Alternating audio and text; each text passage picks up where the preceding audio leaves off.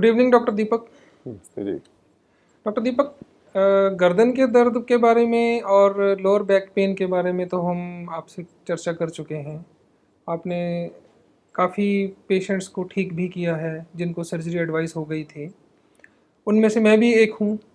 मेरा जैसा कि डिस्कस हम कर चुके हैं कि मेरा प्रोफेशन जो है बीइंग ए सर्जन, तो मेरा पोस्चर वैसा ही रहता था और आपने उसके बारे में बड़ी अच्छी तरह से ट्रीटमेंट दिया मुझे।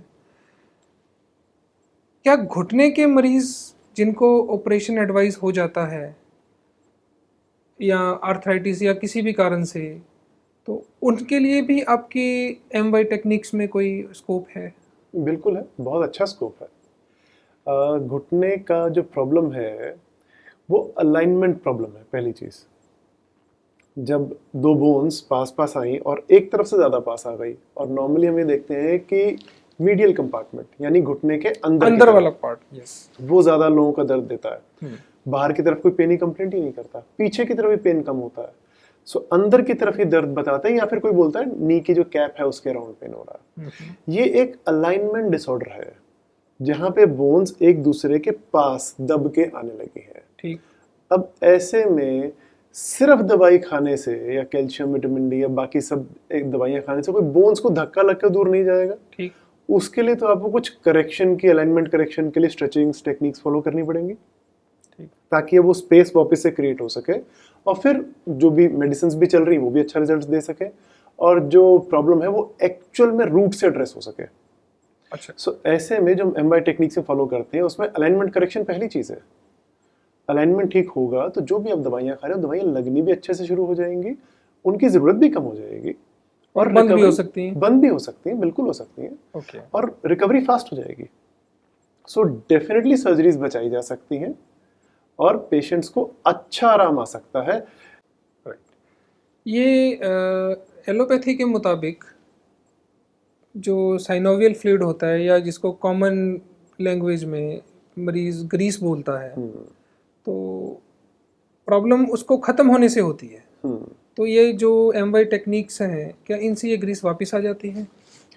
ग्रीस बनती है साइनोवियल मेम्ब्रेन से, यस, छनती है उससे, यस, जो कैप्सूल का अंदर का हिस्सा है। हर किसी का हर एज में जो साइनोवियल फ्लूइड है वो गंदा हो रहा है, वापस से बन रहा है, खराब हो रहा है, फिर बन रहा है। मेटाबॉलिज्म उसी को कहते हैं। मैं भी अगर जाके रनिंग करके आऊँगा तो मेरा भी वो फ्लूइड कुछ हद तक गंदा होगा, फिर मैं रेस्ट करूँगा, दोबारा से ठीक हो जाएगा वो। सो वो जो मेम्ब्रेन है उसके फिल्ट्रेशन पे हर वक्त लगी हुई है। जब वो फिल्ट्रेशन कम कर पाती है तो फ्लूइड गंदा ही रह जाता है। आप ये मान लीजिए ग्रीस बननी बंद हो गई, उस चीज़ को ही कहते हैं। सो अगर हम किसी तरीके से साइनोवियल मेम्ब्रेन को भी स्टिमुलेट कर लें, जो कि हम स्ट्रेचिंग्स के जरिए कर लेते हैं, जो कि हम लोग मसल बैलेंसिंग के जरिए कर पाते हैं, जो कि हम लोग कुछ जो स्पेशल टेक्निक्स हैं उनके जरिए हम दोबारा से साइनोवियल फ्लूइड को बनाने में एक पुश कर सकते हैं बॉडी को, और वो फर्स्ट क्लास काम करता है। तो ऐसे में जब आप एक्सरसाइज करना शुरू करते हैं, let me put one of the things that we do, कि हम एक्सरसाइज करा रहे हैं, स्ट्रेचिंग्स करा रहे हैं।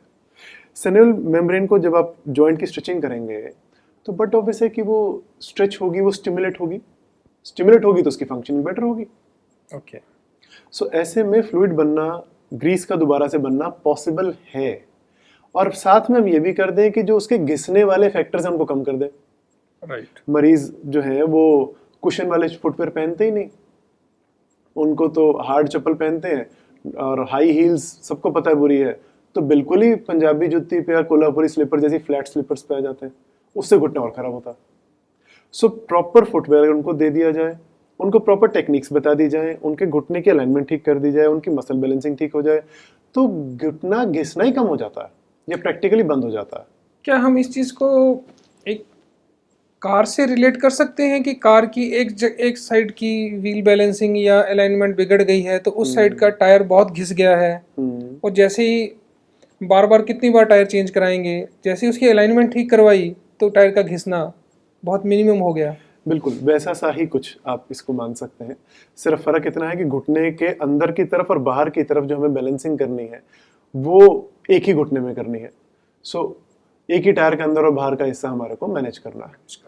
वो हम लोग बड़े आराम से, और कुछ सिंपल टेक्निक्स हैं जो सीख के लोग घर पे आराम से फॉलो भी कर सकते हैं। आपकी टेक्निक्स में कोई नीम हकीमी या कोई झटका या इस तरह की कोई चीज़ें हैं जिनसे सोच के भी डर लगता है? सवाल ही नहीं उठता, हमें खुद डर लगता है झटका थेरेपी से। That is one of the therapies which we never recommend. आप तेल लगा लो, आप ऑइंटमेंट लगा लो, आप दवाई खा लो, आप पोटली मसाज करा लो, आप होम्योपैथी कर लो, सब कुछ चलता है हमारे को। ये झटका थेरेपी हमें नहीं पसंद, तो हम उसके लिए पेशेंट्स को कभी भी रिकमेंड नहीं करते, नंबर एक। और किसी भी थेरेपी के साथ में आप इस थेरेपी को अलाइन करके कर सकते हैं जो भी हम करा रहे हैं, क्योंकि ये सिंपल टेक्निक्स है। आप जो दवाई ले रहे हैं लेते रहिए, उसके साथ साथ ये काम कर लीजिए, अपने आप दवाइयों की ज़रूरत कम हो जाएगी। और कंडीशन इम्प्रूव हर रोज़ करती है, हर रोज़। आपको लगेगा कि पहले मैं 10 कदम चल सकता था, अब मैं 15 चलने लग गया, अब मैं 20 चलने लग गया। तो महीने, 2 महीने, 3 महीने आपको रिजल्ट्स भी इतने अच्छे मिल जाते हैं कि आपको लगता है तो फर्स्ट क्लास काम कर रहा है सिस्टम, ये तो मैं हमेशा ही करते रहूँगा। तो किस एज तक ये रिकमेंडेड है आपकी techniques? Any age any stage is what we say. किसी भी एज में, आप 80 साल की उम्र में भी अगर पेशेंट को लेके आते हैं, रिजल्ट उसके केस में भी आएगा। हाँ, ये हो सकता है कि 100% नहीं आए, 70% आएगा, 60% आएगा, रिजल्ट तो आएगा। या कम से कम उसकी दवाइयाँ कम हो जाएंगी। जी, उसका दर्द 30 दिन अगर वो परेशान रहता है दर्द से, तो हो सकता है वो घट के उसका दर्द 5 दिन पे सीमित हो जाए, 25 दिन पेन फ्री हो जाए पेशेंट। ये तो डेफिनेटली पॉसिबल है। उसकी पेन की इंटेंसिटी घट जाए, तो किसी भी एज में हम कर सकते हैं। तो मैं 80 साल के व्यक्ति की बात कर रहा था, पर 40, 50, 60, 70 जब एक्चुअल में एक प्रॉब्लम आती है, उस समय तो रिजल्ट्स बहुत ही अच्छे हैं। आप कुछ दिन जब आप जो एक्सरसाइज हैं, जो टूल्स हैं, जो ट्रीटमेंट है, जो टेक्निक्स हैं, आप सीख के अपने आप करना शुरू करते हैं, तो पहले हफ्ते से रिजल्ट्स दिखने शुरू हो जाते हैं। उसके बाद आप उनको जब तक लाइफ टाइम कंटिन्यू कर सकते हैं करते रहिए, मतलब वो तो आपकी टेक्निक्स क्या, इस बारे में कोई प्रिवेंटिव एस्पेक्ट भी है आपकी टेक्निक्स का कि ये प्रॉब्लम ही ना आए पेशेंट को? कायदा यही कहता है कि आपको वो सब चीज़ें करनी चाहिए जिससे घुटना बचा रहता है।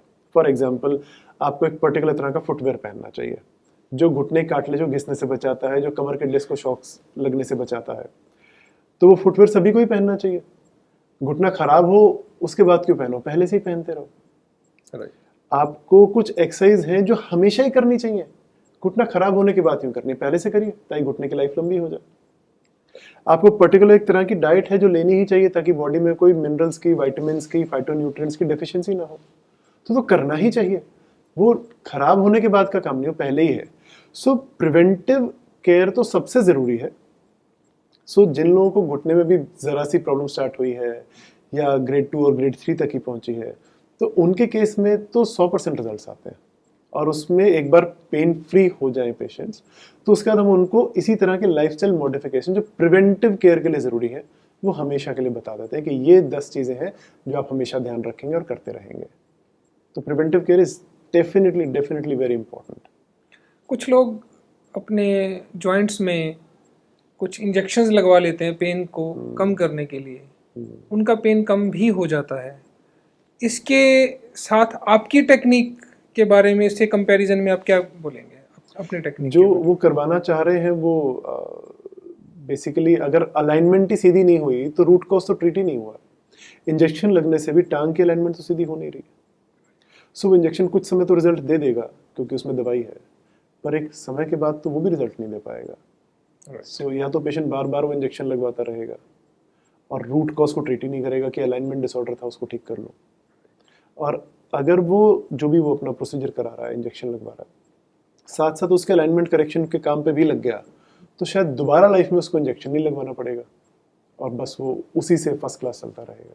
तो आप कौन सी इन्वेस्टिगेशंस पेशेंट की देखना चाहते हैं ताकि आप असेसमेंट कर पाएँ कि इसका घुटना कितना ख़राब है और आप उसको क्या रिजल्ट दे पाओगे? पेशेंट के एक्सरेज चाहिए, घुटने के एक्सरे हो, एपी और लेटरल व्यू मिल जाए, उतना बहुत रहता है। कुछ केसेस में स्काईलाइन व्यू भी लेना पड़ता है, बट बेसिकली एक्सरेज पहली चीज़ है जो हमें चाहिए। दूसरा, हम लोग क्लिनिकल एग्जामिनेशन में उस चीज़ को चेक करते हैं, घुटने में कितना डिब्रेस है, कितना कचरा है, कितना उसकी मूवमेंट में प्रॉब्लम है, क्रैकिंग साउंड्स कितनी है, कितनी फ्लेक्सिबिलिटी है, क्लिनिकल एग्जामिनेशन का पार्ट है। इसके अलावा भी ब्लड टेस्ट में कैल्शियम, विटामिन डी और कोई ऐसे डेफिशिएंसी तो नहीं है विटामिन्स की या कोई और चीज़ की, वो चेक करना ज़रूरी रहता है। बट मेन चीज़ें जो दारोमदार है वो पूरी लगभग एक्सरे पे और क्लिनिकल एग्जामिनेशन पे है। और अगर पेशेंट इसी तरह से या तो प्रिवेंटिव एस्पेक्ट ही अपनाएं कि उनको प्रॉब्लम ही ना आए, या उनकी प्रॉब्लम्स का कोई साधारण सिंपल हल, नॉन सर्जिकल हल मिल जाए कम खर्चे वाला, तो ये तो बहुत ही अच्छी बात है। जी बिल्कुल।